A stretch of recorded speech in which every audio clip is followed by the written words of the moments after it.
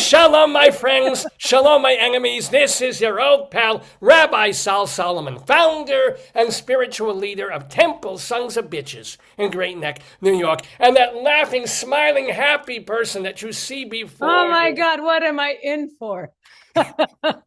is a lovely and frightened non-Jewess. Her name is CHRISTINE ANDREAS. Let me tell you a little about her, because her career in theater and cabaret and music goes back to when she was a Theater World Award winner in 1976 for a revival of My Fair Lady. She's also a two-time Tony nominee. Count them, one and two. Look at this. There she is. For Oklahoma in 1980 with our good friend Marty Bitnovic, who has been on this show. And On Your Toes in 1983. She toured in the musical The Light in the Piazza. Plus, what else do we have? Oh, she's a Barrymore Award winner in Philadelphia, a Helen Hayes Award winner in Washington, D.C., and she has done cabaret at all the highest spots, including the Carlisle, Carnegie Hall, the Algonquin, our Schul's Garage, which are very grateful to her. A reviewer in Cabaret Scenes wrote, and I quote, "If there is a better pure singer performing on a cabaret stage than CHRISTINE ANDREAS, I have not heard that voice." Her voice is, ladies and gentlemen, wonderful. In fact, it's wonderful. Do you like that segue? Because you can hear it in her Old and New American Songbook show, Swonderful, at 54 Below, July 30th and 31st this weekend. Ladies and gentlemen, won't you please welcome and give a big shalom to CHRISTINE ANDREAS. Shalom, CHRISTINE! By the way, shalom means hello. Now, I know, are you an Italian? Because you're marrying an Italian. What are you? Half Italian. German and Irish. Mm-hmm. German. Oh, where were your parents in World War II? Oh, here. My dad and mother were both born here, but their parents were born every place else. Just checking, just making sure. I know. No, we're good. We're good. So do you feel Dutch German? Do you feel Italian or German most, or do you feel culturally? I guess I feel like a mutt. I mean, I guess I lean a lot on the Italian because my mom was the Italian and she was the singer. So, right. No, a non-professional, but a really lovely natural singer. So I suppose I lean a little more towar's that. So what music? But I do know the Ave Maria in German. In German? I know. What do they say in German? How it translates to what? Yeah. Heil Maria? No. Jungfrau Milz. I've had a couple of pints of Jungfrau Milch, and I'm under the table. Let me tell you. But let me ask you, what music did she sing and play? What records were she playing? What did you hear your mother sing when you were growing up? Well, I grew up in the 50s, early 60s. So, I mean, I heard a lot of the standards of the day. So Nat King Cole and Lena and Ella and Tony and Frank and, all those great Mel Torme, all those beautiful singers. Nat King Cole was her favorite singer. She loved theater. So there was, the little 45 record player on top of the fridge in the kitchen. And she'd be playing. I'd come home from school and there would be those little tiny records up there and I'd sing and dance in the kitchen. We graduated to the stereo when I was in high school. And then she'd have the bigger LPs of Angela and Mame and all of that playing and On a Clear Day. So I knew up to that point, I knew almost every musical because I had heard them all and she would sing them, which is a different way of getting the music when it's your mother's voice. And it's sung with just the joy of making sound and loving that music.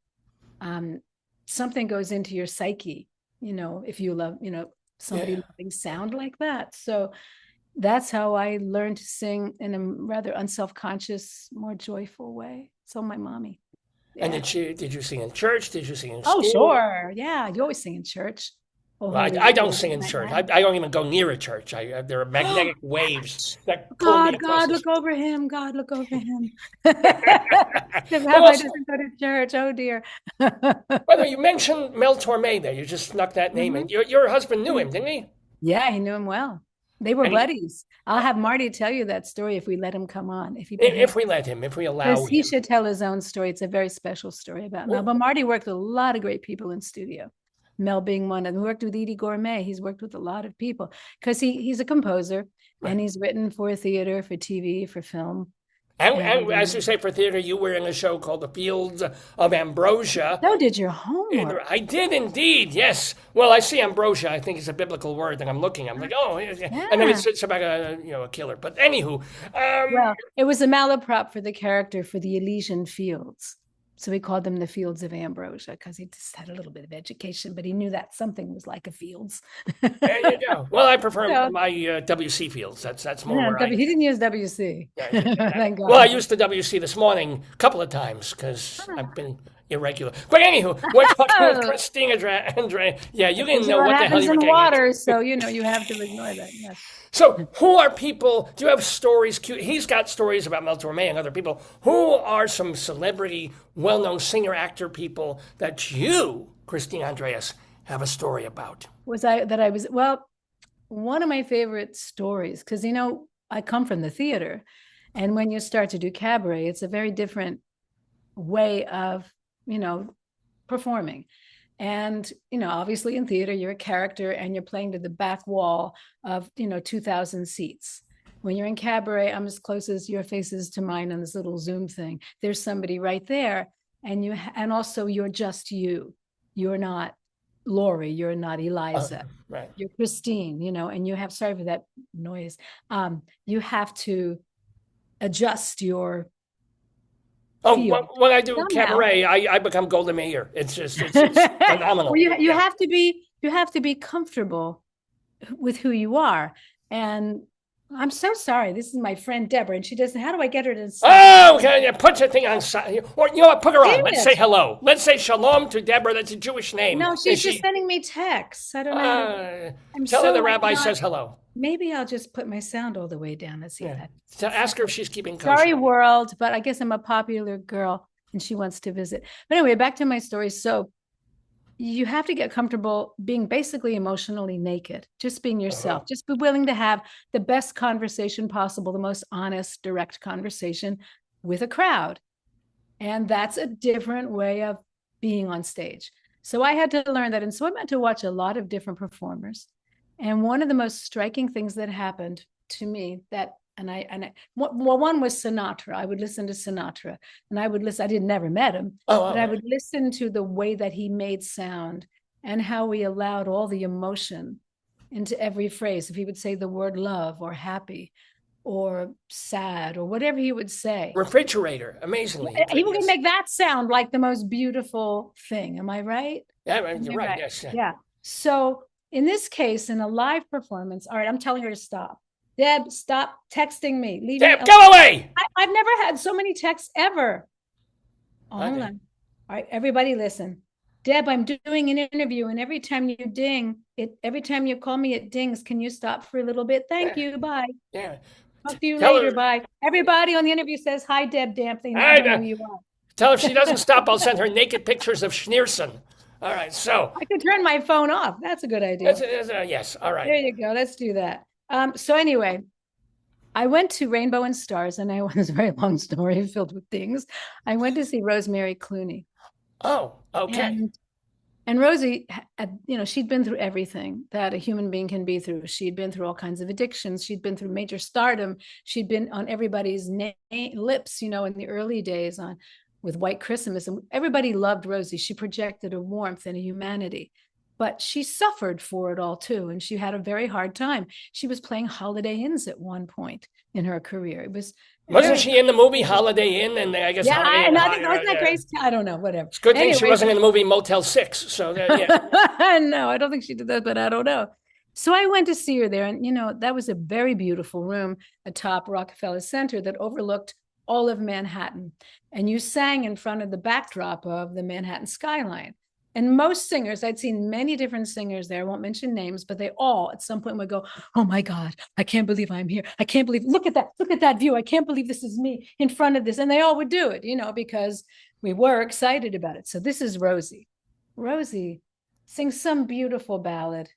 She's singing to us and she's really just telling the story of this ballad. And then the musical solos come in, so the sax or whatever. And so she's listening to those guys and it was their stillness.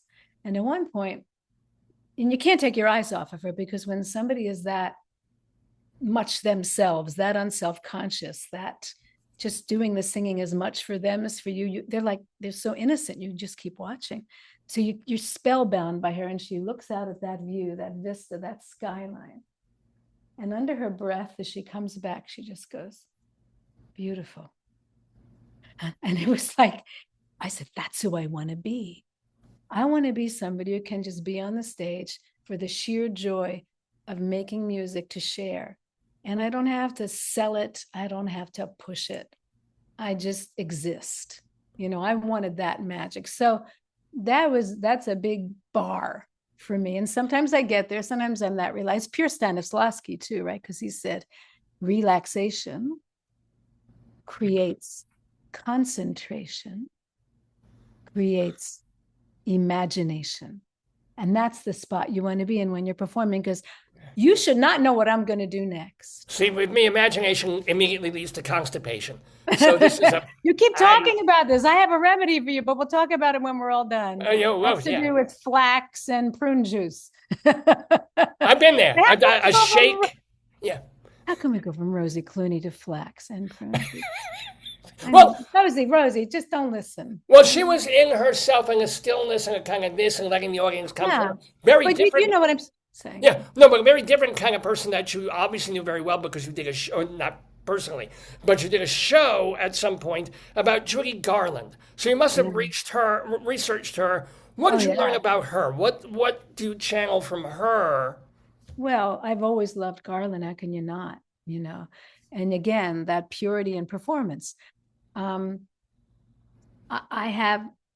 There's two performers that I ended up embodying, basically, because when I did a show called Heartbreaker that was written by John Mayer, who had an affair with Garland. It's a wonderful book called Heartbreaker. John is now gone too. And John was a writer and a performer, a cabaret artist, he and a player and an accompanist. And he found her when she lost her caps. She had $5 in her pocket, and she hadn't bathed in a week because of circumstance she was in.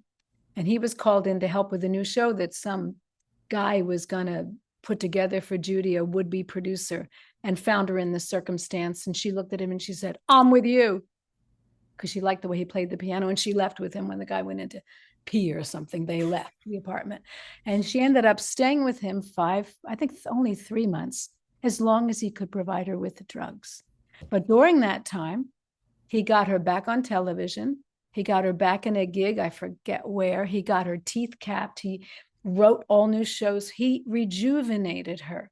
But the minute he couldn't get her the drugs she needed, she left him. So this was a very sad, and this is all in Heartbreaker. This is all part of that story. It was a play with music that I did. And it was so difficult to do a performer in that kind of angst. So, yes, when I listen to her, I forget all that. And I'm just lost in the beauty of her expression and those huge brown eyes and some over the rainbow place she goes to where she leaves all that. I also am quite good friends with her daughter. Lorna Luft, Lorna Luft, yeah. I've met Liza, but Lorna, not good friends, but I mean, I'm acquaintanced with Lorna, who has suffered a lot of they both suffered a lot of the damage of Mother, right? It was hard wound to heal. So that's one place where I can go for inspiration. But more recently, in the last few years, I did a show on Edith Piaf, and people look at her exactly the same way. This poor waif soul, this victim, Garland was a victim. She was put there by her own mother, got her addicted when she was a child, making movies, and they had to keep you awake for the filming. And there would be urns of Dexedrine, urns at the studio. And you would just, you could put them in your pockets. So she got addicted before she could even, basically walk and talk. See, in my shul, I admit, in the back, I have urns of Joy Bar ring gels. And I just live on those. I gained 7 pounds right after Yom Kippur. Well, you need to I know, we all have our little habits, but that's not quite as bad as Dexedrine, is it? No, not quite. I mean, if they were chocolate-covered Dexedrine, it would be close. It's just So you can get high on too much sugar. You can definitely get brain fog. There you go. Anyway, I wrote the show on Piaf because I think a lot of the world, they see the films, and most of the movies on her just show this, she's shooting up, she's drugged out on a bed. She sings great, then she's drugged out on a bed again. And honestly, 2 different people wanted me to do shows on her, and I kept refusing because I don't speak French, although I sing in French and I love it. And I thought, I'm going to be schizophrenic. I don't involved with all that. And then, the more I read, I started reading about her. It was so insistent that I said, this is a door that just wants to be opened in my life. So I wrote a show, and what hit me was she was so much more than what you see in film and in these interviews. And, everybody just likes to go for that, pathetic soul card, poor soul card. And she was just so brilliant. So I wrote this show to show how much more she was than that. She was a hell of a hockey player, I've heard. Well, I became a disciple of Piaf, I guess it's just, and I learned a lot from her. I learned a lot about she was a disciple of the craft. I mean, she just never stopped working tirelessly at doing what she did better and better and better, and learning new material. And artists are supposed to reflect the time they're in. And she did that. She let go of a whole paradigm of, she did these called the chansons royalistes, which were songs of the working class. She started off singing all of them. And they were always about somebody dying in the end and something terrible happening. And went after World War II. And she was not a star doing that, not an international star. And right after the war, she wanted to change that, image of herself and lift the spirit of everybody, the spirits that had been so broken by World War II. So she wrote La Vie en Rose, and that changed her life. She became an international star. So the fact that she was, so intelligent and intuitive enough to want to reflect what she was living in and put it out there, that's who you kind of want to be. And that's basically Wonderful. The show I'm doing is I didn't write any new songs, but I do 2 original songs of my husband's that are beautiful. And the whole point of the show is to lift spirit, because these are almost as challenging as the Nazis these times. Maybe not for Italians and Germans, for Jews. We're kind of waiting. Yeah, we're waiting for lots of shoes to drop if things don't shift, right? And basically, there might be no more planet if we don't. Won't matter what you are if that happens. So who are some of the other composers? So there's going to be obviously a Gershwin song in there. What other songs will be in So Wonderful? What other artists are you? I have everything from Mancini to Billy Joel to Rodgers and Hammerstein. I forget who wrote Berkeley Square, but that's in there. You wouldn't know those people, but a couple of beautiful, sort of more British pieces. Which Billy Joel song? I have to. I wonder about that. 2,000 Years. Do you know that one? No. It's a very prophetic and fabulous song. 2,000 Years. I do not know that. Peter Allen is in. Yeah, check it out. He is incredible. It's very powerful. song. Well, Billy Joel wasn't good enough to get on that New York Times list of greatest American living songwriters. He's no. Not really. Yeah, well, everybody gets a little too comfortable with who they know, I guess. You have to I don't know. I mean, I think I've always loved Billy Joel. Now, let's get to know you a little bit more, Christine Andreas. Let's take you back. Honest to God, 50 years ago, it's 1976, and you're on Broadway. What? I stopped counting. Oh, my God. Do a blessing on me now. Well, you certainly don't look whatever your age I look pretty good. You look amazing. This is absolutely true. And I didn't do any refining here. This is just what it is. I did get my teeth prettier. See, like on you having capped. Timed up and all that, yeah. Right, yeah. And I trimmed my nose hairs just for this interview. Just for this. Can't see. Well, one. There's one. One. All right. Okay. You want to tweeze it here right on camera? I've got this. No, hold on. It's an electric. All right. There might be some blood, but we'll be okay. It'll match your hat. So, what the hell is it going? Winning a Theatre World Award for and being on Broadway in My Fair Lady, and you were a kid. I mean, I was 24. So was it? Anybody can do the math. How did you get the role? How did you audition? What was your audition piece? I have an odd story about this, which I've told many times, but I'll try to condense it. I was very intuitive. I was very intuitive when I was younger, almost like I could see things, I mean, I couldn't read the leaves or anything, but I could really feel things that happened. And for some reason in grammar school, reading Pygmalion, these bells and whistles all went off in my head. And I wonder what that's, because I would always read, the play, the novel, whatever the source material was for any show. I wanted to go more deeply into those characters that I love so much, like why are they doing this and that? And so in this case, of course, Fair Lady, it's Pygmalion, which I read everything Shaw wrote back then because I love Pygmalion. I just wanted to do Pygmalion if I could. And yes, but you wanted to be Higgins. It was. No, no, actually, I didn't. I wanted to do that and go out. So years later, when I was in New York, I did my first Broadway show was a show called Words and Music. It was the writing of Sammy Cahn. It was and he was wonderful. It was, a celebration of a great songwriter's work, right? So, and Sammy was an incredible showman. Now I covered the two girls who were doing the show. One was singing up here, one was singing in the cellar. I was, invaluable because I could cover all these ranges. Last time I tried to cover two girls, I was arrested. But I can understand that. Actually, you know what? Before we stop feeding you, but the director of that ended up directing My Fair Lady.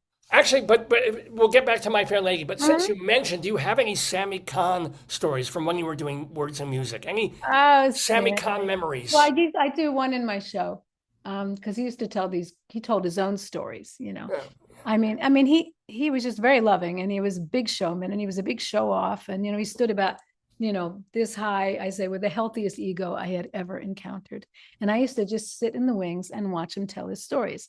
So you want a story that he told?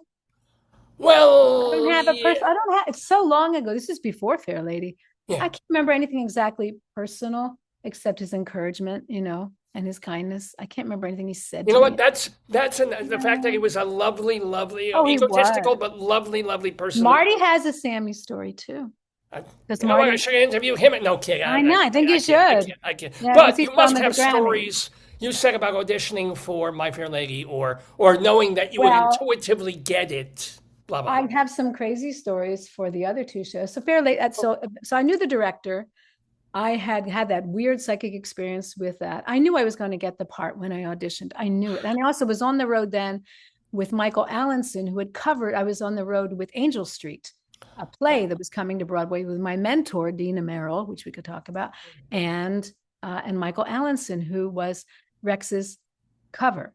So Michael was coaching me. And so when I went in for the audition, they wouldn't do those scenes. It was a slipper scene and some other, because they thought, oh, she's going to know those, which is ridiculous if I did them well. But they gave me different scenes. That was fine.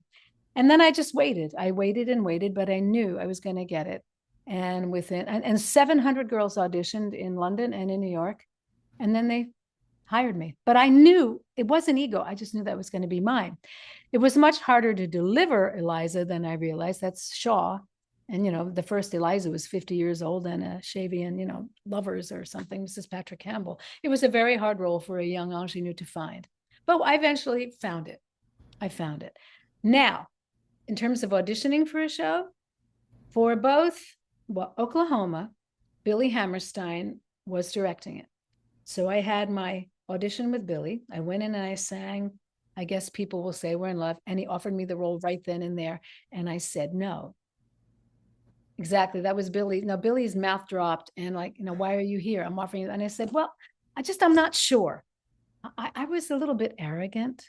There was a description of, there was basically one time in show business, a description of a CHRISTINE ANDREAS type.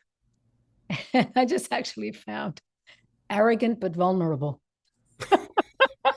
People have called me, they've called me worse, but they called me that too. So, that was my type. And I didn't mean to be arrogant. It's just that I had strong feelings about. But what strong feelings did you have to say no? Because I'd done the part and I already understood the character and I wanted to move on. And I said to him, I've already done the part. He said, where? I said, summer stock. And he looked at me of course, like I was an idiot. So my agent, when I told him, of course, right afterwards, he just took a brick and hit me in the head and knocked sense into me. And I ended up doing it. And I had the time of it was directed by Billy. It was choreographed by Agnes DeMille. It was a beautiful production. It hadn't been done since the 40s. So recreating. And your Higgins was. No, we're talking Oklahoma now. I'm sorry. That was Billy with Oklahoma. Right. Agnes DeMille choreographed Oklahoma. Randall, I can't think of his last name right now. Re-choreographed Fair Lady with Jemsy. No, that was Jemsy was Oklahoma. Anyway, I ended up doing, my Higgins was Ian Richardson of the Royal Shakespeare Company, who All was right. the loveliest, most generous. All that company See, was. you had And mentioned Bob Coote Rex was the Harrison. original. Yeah, Yeah, well, no, I never did it with Rex, and you're probably lucky. he was mean. So Yeah. I was glad Ian was a gentleman, and Ian did it like Leslie Howard. He looked like Leslie Howard, had very refined features and very much a look-alike, and he played him like a scientist. So he was finding his way to do Higgins, more like Pygmalion, less likable. Rex made him more likable in a way, more charming, a little more sticky. Ian didn't do that. And so you had to adjust your lens when you saw his performance, realizing he was much more authentic to Shaw. Now, speaking of authentic stuff, since you And did George Rose was in that, George and Rowe, but and he was fabulous and very kind. And Bob Coote, the original Pickering, was in it. did you see the controversial Oklahoma Oh, yeah. revival from a couple of years ago? Where they had beer cans and yeah. So you're not into the revisal kinds I of. mean, the woke thing can serve it or hurt it. Being woke, having a black Lori. I mean, I could get past that, but she acted like she hated Curly. I never saw affection for Curly. I mean, she's an awkward girl. She's afraid of sex. So she is afraid of those feelings that come up, but she loves Curly. And this girl looked like she hated him when I saw it. She looked like she just despised him. So if you lose core relationships in all these woke things, you lose, I mean, a lot of feeling. I mean, why would you play it like that? Why would you be doing? And also, Oklahoma in its writing is very feminine. It's not jocks in, chaps. It's seen through Laurie's eyes. It's a very feminine story, which is what Agnes honored. So, I mean, okay, you want to do a college production and play, but to go back on Broadway, and I felt it was misrepresented. That's all, from the creative's point of view. Wow. Have you seen that? Oh, wow. I'm so glad I asked that. Have you seen other Broadway My Fair Ladies and had different takes on those? Because they've been more I saw the one with traditional. Richard Chamberlain and Melissa Errico, and again, they were doing the cheaper version. It wasn't the sets. It was like a giant ear was a studio or something like that. There was a little melisma going on with Melissa, and wouldn't it be lovely? I thought that was. And I like her, she's a friend, but I wondered that choice, like, why would they allow you to wouldn't it be lovely to do like, extra notes? But I'm a purist, I'm a classicist. Yeah. So perhaps I'm a dinosaur. An arrogant dinosaur. No, I'm kidding. An arrogant dinosaur, but vulnerable. A vulnerable, arrogant. Well, I do have to ask, since you steep yourself in this wonderful era, with some in the 60s, 70s, 80s, 90s, what have you thought of the current, like, last 20 years of American musical theater? Is there anybody you like as shows that you really stand out above the rest? I'll be honest that I am not as up to date as some. Obviously, Lin-Manuel has done some amazing things, that they're genius level. I saw, and you have to see it more than once. It's like an opera, Hamilton. You just can't get it one time. It's like, where was his brain? What was he riffing? I mean, it's extraordinary, right? And Jason Robert Brown does some pretty things. I just get annoyed when, the lyric basically, and the melody starts to go off like, I just woke up and I had my coffee. My coffee was cold. I didn't like my coffee. I needed more sugar. I didn't have no sugar. Like, do I care about your freaking cup of coffee? No. Is this worth musicalizing about? No. What are you trying to do? Like be on my level? Get me to, be familiar? I like. So you have seen two strangers carry a cake across New York. I guess. I want to be lifted, informed, taken out of myself, have a light shed on something I understand, but never get tired of going deeper into. This is what I thought theater was. I thought a song came because the character was so full of feeling, they could no longer speak. They had to break into song, it lifts, even if it's getting darker with whatever it goes into, it lifts or it goes deeper. It expands or focuses more, because talking can't do it. You need these notes to go deeper into the soul with whatever that character is trying to make you understand, that's where I come from. That's why I fell in love with my husband's music, because Fields of Ambrosia does that. Even Johnny Guitar that he wrote, which is a spoof on the film, even that does it. I mean, I kind of want to laugh, cry, be moved, not just be. I saw Book of Mormon. It was fun, but to me, it was one joke. It just seemed to be one joke. It was all the performers are amazing nowadays. I am in awe of voices and performances and gift and talent. But and there was great performances in that, but I left feeling kind of hollow. That's me. Since we're talking about performative things, how much do you practice? Do you take voice lessons? Do you have a vocal coach? Or, you had that 30 years ago, you don't need it? I always do a ruthless inventory of where my voice is. I'll start like a week or two out of a performance. And I even had around my throat now. This is called the UVO straw. The what? Now, what's really OOVO straw? And you go,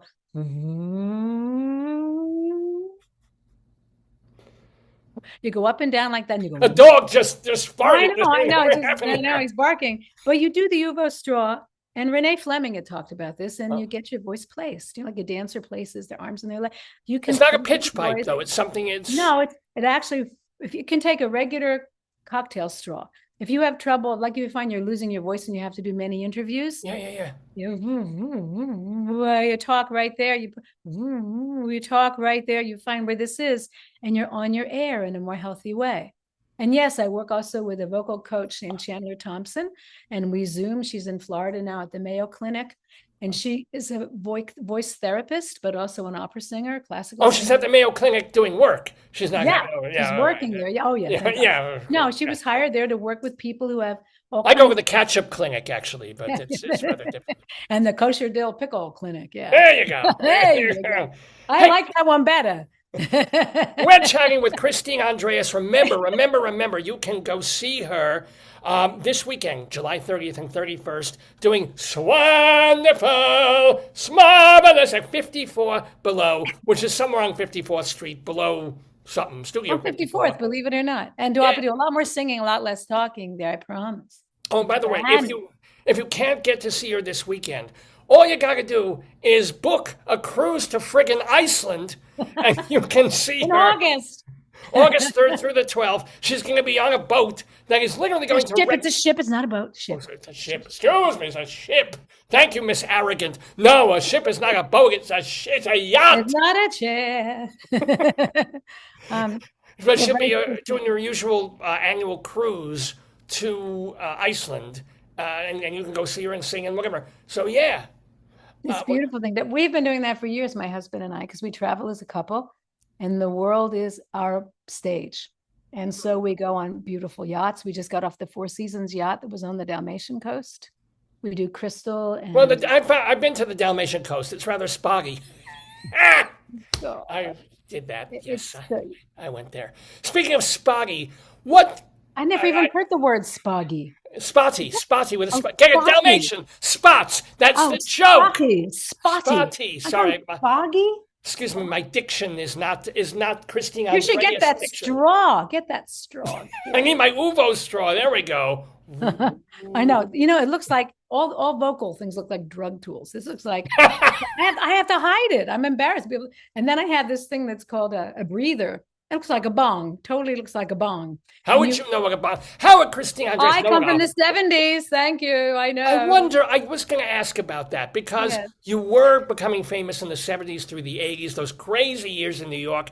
How did you avoid becoming a Piaf or a Garland or a druggy burnout? I fell in love with my child, I think.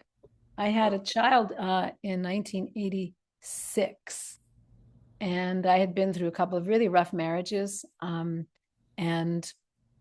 my intuition had dwindled as a result. And I just, but when I looked in the face of my son, who's a special needs child, by the way. He's okay. He's alive and well. He's 38. Living on his own or in a community. He's not on his own. He's in a group home. But he's relative. He'll be at 54 below. He likes to hear mom sing. But he's forever 4 years old, which is a pretty functional, lovely age. I'm forever 8, so there you go. I think go lower. Oh, you can't go lower than me. That's for sure. I left that wide open for you. You did. But anyhow, I looked in that beautiful face and I had to make some serious decisions about the quality of my life and my choices. And it wasn't hard. And I dropped the marriage. I divorced his dad. That wasn't happy. And within a year, my heart was open enough to find Marty. I wasn't looking, but there was Marty. Well, so that was your second husband, because you did a couple of marriages. I thought you only had. Yeah, but anyway, that's the Wow. charm. I know, but I was stupidly loyal. I should have ended those first two very quickly, but I was very loyal and I was trying to make things work as one does, if they're stupid after a certain point.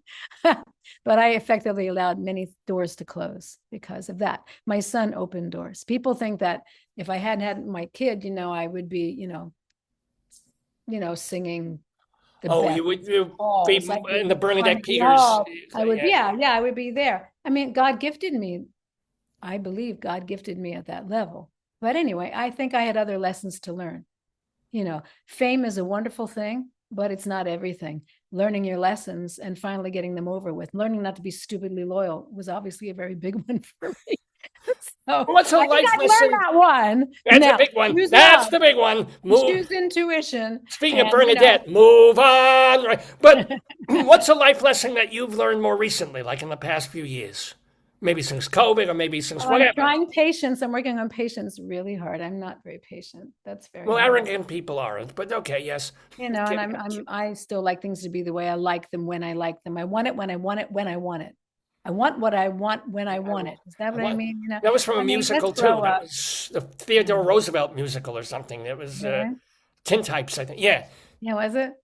Well, I mean, it's a very complicated world now. So I'm just trying to be a little more observant, a little more absorbent, a little more receptive, and figure out, and also trying to lessen my own inner violence, my temper.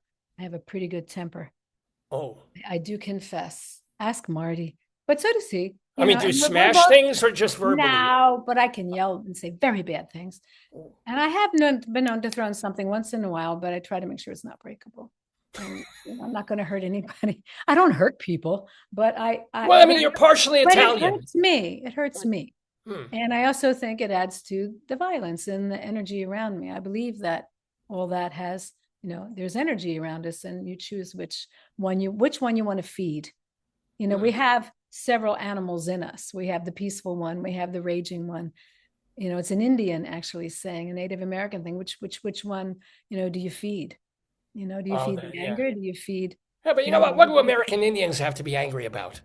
They got their reservations. They got their fried bread. They're happy as clams. They got the casinos. Yeah. I'm watching Outlander now. They have a lot to be upset about. Hey, but I was just reminded, I don't know why I was reminded, of the thing I was going to ask you when we talked about Spaggy, which of course I meant Spotty. Do you have a George Abbott story? Sure. When I was on your toes. He was directing. Well, it's actually before that. He sent me a fan letter when I was doing My Fair Lady. A beautiful. I have it, and I read it, and I think I read it in this show. I'm not sure, but I think I read it. And he said that he appreciated my performance. I didn't succumb to hokum. That's a Mr. Abbott word. He has very Puritan. He was gorgeous, Mr. At 96, I sang at his 96th birthday celebration at the Schubert Theater. I was sandwiched in between Liza and Shirley MacLaine. I mean, this is when I was doing Fair Lady. It was heady. And when I sang his favorite song, Anna Sasenko was a famous producer back then. She did the whole thing. And she hired me to sing Falling in Love with Love. And I did this incredible version that was arranged by a guy named Colin Romoff, who was a beautiful player and arranger at the time. And when I finished singing it, in between Shirley and Liza, there was not a sound. And it terrified me. And then suddenly, from nowhere, this rumble from the back of the theater started. This hitting the boards and standing up. And I got my first standing O. That's what it was that was happening. I thought I did something wrong. I didn't know. I mean, I was innocent in a lot of ways and very green. So that was pretty swell. So Mr. Abbott had a real affection for my performing, and he had me come to his offices. He was Hal Prince's mentor, if you remember. And he Is had this me come going to a place where I it's think going to go to that dark, yeah. Yeah. So he offered me 3 different shows, and I said no right to his face because I didn't like the writing. And I don't know how I sounded then. I don't know how arrogant I was. I really liked him, so I think I was kind. I just said, I don't think it's right for me, Mr. Abbott, or whatever. And then, but I think he labeled me a little difficult. And then when On Your Toes happened, he offered me the part right away. And I said, no, because I thought I was too old to be an ingenue. You know, at a certain point, you think it's never going to end. You know, the offers will always come in, and they still were coming in. And I thought I was too old to be, I was only 29 and I looked 10 years younger. And anyway, but I told Dina about it, Meryl, because she was good friends. She called him George. Nobody called him George. And I said, go check this out, Dina. There's a great part. And there was a wonderful part for her in there of a benefactress, a rich benefactress. And she always wanted to sing. She had adopted me. She had made me her, I called her, she was my fairy stage mother. She had taken me into her life, into her home. I visited her in East Hampton. We had this special, beautiful time. She was cultivating me because I was so backward. She was trying to make me into a star, a worthy star, yes. A leading lady, somebody who took responsibility for those words. Anyway, so I told her about it. She got the gig and she pulled a fast one. She said, I want to, Chris, come down and check me out. We're in Kennedy Center and I'm not sure how I'm doing. And I go down to check Dina out and I'm whisked backstage to the musical director, to John Malcherry, to check in the keys. I'm trying on the other girls. She just wasn't working out, the girl they hired. And, you know, the whole 9 yards. And I ended up joining the show and having the most wonderful time, sharing and dressing with Dina and later on Kitty Carlisle Hart. So I was with royalty. I just don't know why, you know, so many people, when they put on their resume, I can play 30 to 50. I can do this. I can do. You are like, you're making the director's decision for them in a negative way. I know. It's because, again, I thought I have to move forward with my catalog, my resume, I have to play leading lady. I thought it was time for leading ladies, not little girls just waking up, you know. Although Liza is hardly a little girl waking up. Laurie is waking up, but Laurie's a very particular, she's not an ingenue. She's particular who she is. Most ingenues, even Julie in Carousel, she's not an ingenue. They're written for sopranos, but they're not. I never thought of them as ingenues, really. They're not soubrettes per se. But Frankie Frayne and On Your Toes was much more ingenue-y, you know, much more stereotype with fabulous songs, you know. So, you know, and it was great to do. So I forget. Is there a role that you turned down that you wish you had taken? What would that be? I was asked to do Little Night Music. And at the time I had Wait, where? On Broadway? No, it was in Westport, but it was being directed. And the name, for the moment, I'm thinking, who wanted me to do? Beautiful director. The name is escaping me because I think I shoved these. Yeah, you're not going to remember either, but beautiful man. And I said no because I had a prior commitment, which I could have broken. But again, loyal, stupid. So there goes, you know, send in the clowns. Oh, so you would have been Armfelt at that. This would have been more recent. You were not playing. This was an Armfelt thing. Yeah, no, it was the one who sends in the clowns. No. But I'm saying I didn't realize at what stage of your career this was. Were you still playing soubrettes, or were you playing? No, were you old enough to do Armfelt? Maybe 15 years ago. Okay, got it. Yeah. So. Oh well. Anyway, so you can always put a Sondheim song or 2 or 3 in your cabaret act. Oh, I do. I sing "Send in the Clowns" all the time. I know what it's about. I get it. A lot of people they don't. Even Sinatra said, I don't got it, but I think I got it now. When some recording he recorded, I didn't know what it meant then. I know what it is now. A lot of singers overdo it, overact it. It's a very quiet song. Well, yeah, and written technically sort of for a non-singer, even though you are certainly a singer. Yeah. By the way, she's quite a singer, and if you want to hear her sing, Desiree. By the way, you know we're almost running out of time here with the interview. You were going to bring your husband, Martin Silvestri. Yo, Martin. Where the hell is he? Bring him on. Hello. Come here and make trouble. Okay, Trouble's coming. Get ready. I see your biggest fan. It's spinning behind you. She's a fan on the thing. That's comedy right there. But while he's coming in, remember you can see her most importantly on the way to Iceland on a cruise from August 3rd. If you can swim really well. Yeah, in cold. Breaststroke, I advise. Yes. But more importantly, first of all, she has a couple of CDs out, including do. one for her Edith Piaf show I called have an No. LP. I have an LP of Edith Piaf, a collector's item.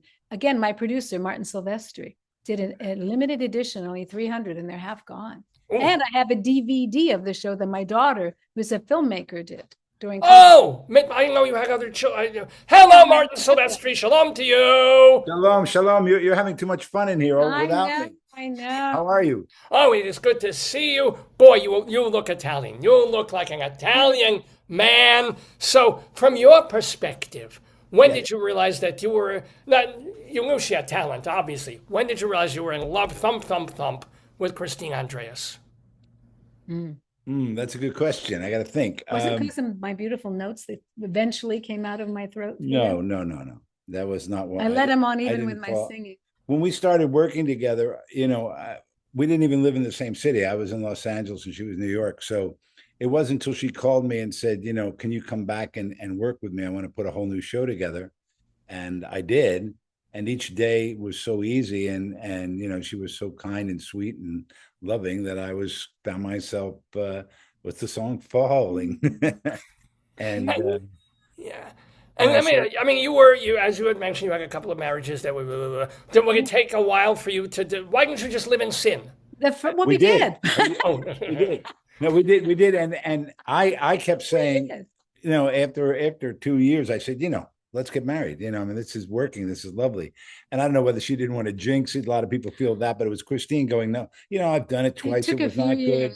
Let's calm down. A few years. I was post-traumatic stress for those 20 years of bad road with those other guys. We've been together. This coming year will be 35 years. And half of them were, as you said, living in sin. And the other 17 were married. So legit and kosher and all of that. So tell us something that won't embarrass her. Tell us something that she wouldn't tell about herself. Oh my God.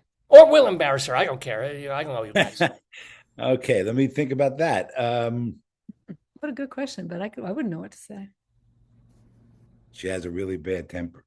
I said no. She actually owned up to that. She said she's like a little flint. It goes away real quick, but boy, she can just rise from 85 degrees to 165, medium rare, and boom.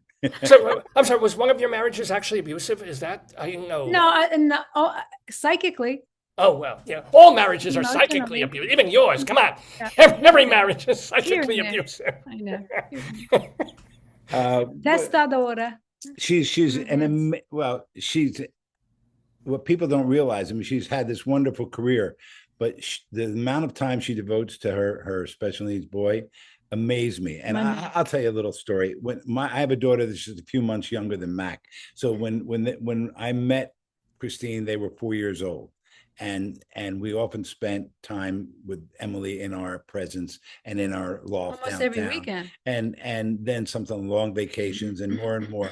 So as a little children, Emily allowed her to see a typical child along with her, and the growth of a typical child, which wasn't being exhibited by Mac. But I watched her before we were married, and this was early on. This is in the first year of relationship. I'm watching how kind, and she's playing with Emily and building night tents and all this, and I'm going, she's putting on a show for me to show me she could be, you know what? 35 years later, I'm still building tents. She's the best. She's the best mother. She is adored by both my daughters, especially Emily.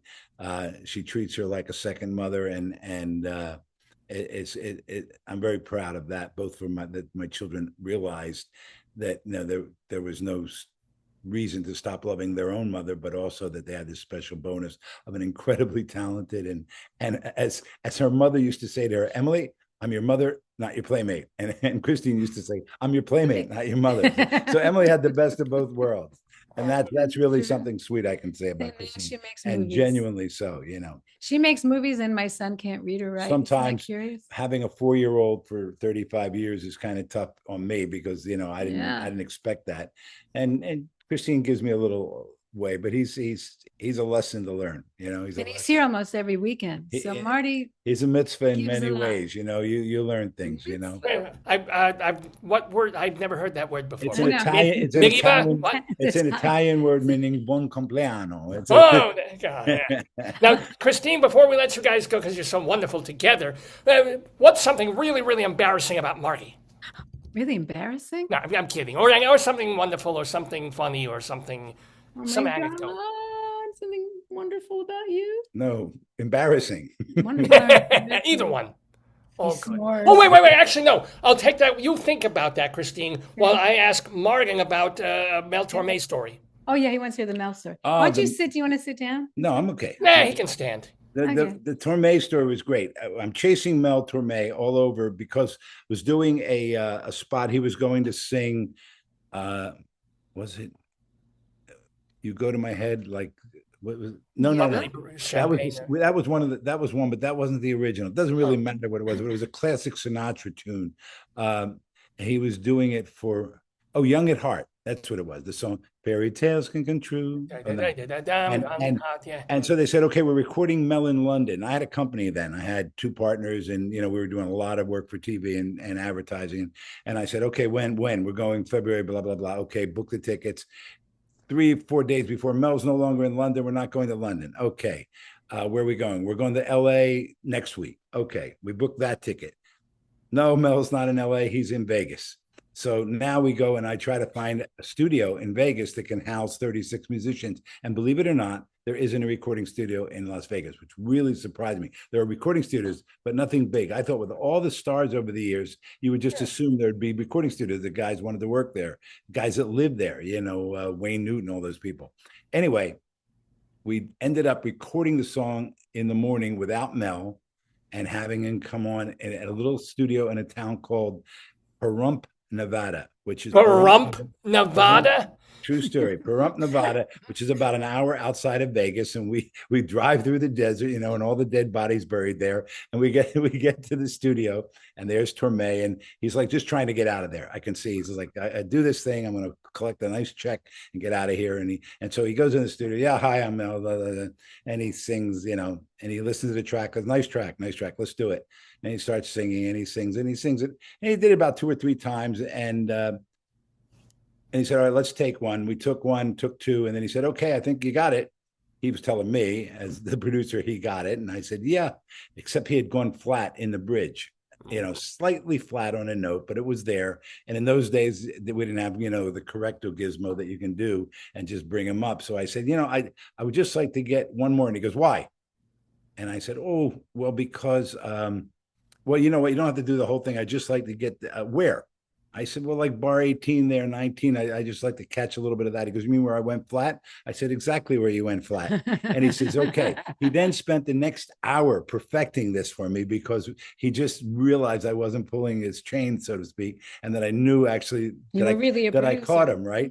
And then he was appearing there. He said, so you're coming to my show tonight? I said, I can't stay in Vegas. I don't have a room. There was a big fight going on. He said, hold on. And he calls the hotel. He calls the MGM. He says, I get 4 suites. 3 of them are empty. I want one for my producer here, Marty Silvestri. He got me a thing. He invited me to the show. We had dinner and we became friends. Every time he was at Carnegie Hall, he said, meet me in the green room after the show. I took my other wife there. It was a thrill. My regret to this story is that I didn't know CHRISTINE Andreas at the time because he would have adored her. He would have said, oh my God, and nothing would have been better for me to say. I would have been Lady Gaga to Mel Torme.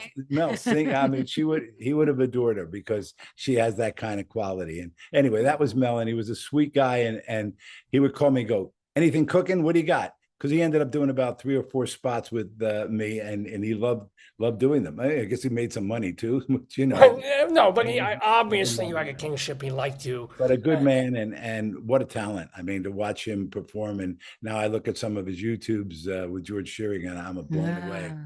We actually honor him with we do Nightingale sang in Berkeley Square, which he does with just Shearing, no band, no bass player, nothing. And I love that chart so much that I said, I'm going to redo it for you. And she does that. One of my faves. It's in our show. And in fact, in his honor, you do Young at Heart and you go flat during the bridge. So that's, you intentionally go, which is not easy to do. Exactly. Just to embarrass it. Well, what lovely stories, what lovely, lovely people. We've been talking with Christine Andreas and musical director as well as husband, Martin Silvestri. You can see their work. How are you involved in Swonderful? Are you the music director? I'm at the keyboard. I do a couple songs with her. I vocally. You and put it together with me. It's all my arrangements. So yeah, it's a nice show. So, I'm the envy of every girl singer because I have an in-house producer, arranger, accompanist. You know, in the middle of the night, I go, honey, I got it. I figured out the ending of the song. You know, it's 4 o'clock in the morning. You know who Oh, my. Elaine Page is, right? Elaine Page. look, who was Elaine Page? Yeah. Yeah. We did her. a She had a TV show on Sky TV, and she flew us over to do it because she's a big fan of Christine's. And so she said exactly that. You're his arranger, and he does your charts, and he conducts for you, and he is your husband. She says, you have a brother? And actually, I could use a proctologist. Are you by any chance? Or do No, I don't. He That's keeps talking about that. What, the proctologist? Yeah, because she was telling me about prune juice and flax and things. That Oh my God. We'll talk. He's talking to the right person. Forget about that. Not for me. Not for myself. I'm just a glass of wine and a nice plate of pasta. I'm simple. Sounds kosher as long as it's Manischewitz wine and Streit's pasta. You're on. You're now. Now I can say See, I can say my one thing to you. Lahitrot. what again? Lahitrot. Lahitrot. We hope to see you soon. We hope to see them this weekend, July 30th and 31st at 54 Below on 54th Street under Studio 54 doing wonderful. It's wonderful to have you both in the neighborhood. Shalom to you. Shalom. Thank you. Thank you, Rabbi Sol. Bye.